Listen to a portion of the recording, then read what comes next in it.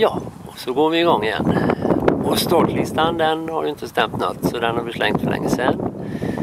Så ska vi se, kan vi gissa och chansa? Jag chansar på Karin Mårlind Strauss.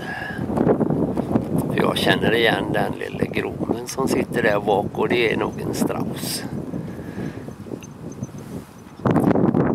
Då såg jag på startlistan någonstans i början skulle det kört en Karin Mårlind Strauss. B-pony tror jag.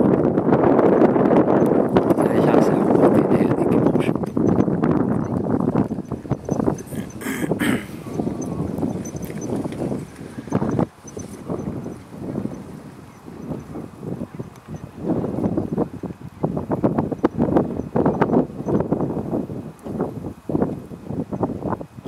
Oj.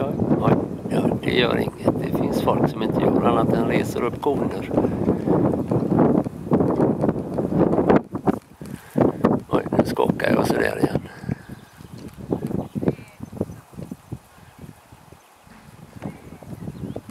Vi zoomar ut lite.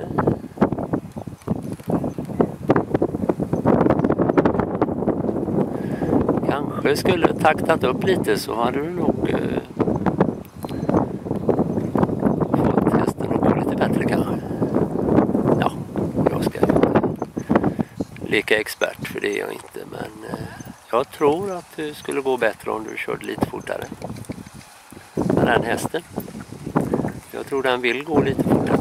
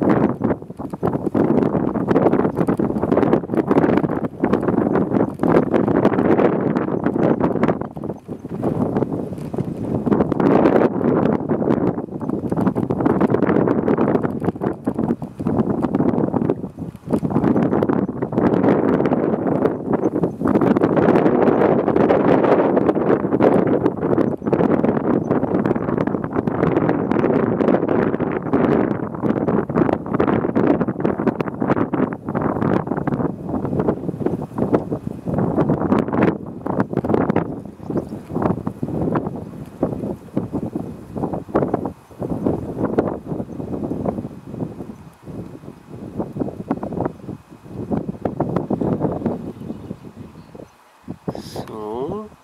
Och så var vi klara med första rundan där. Ja.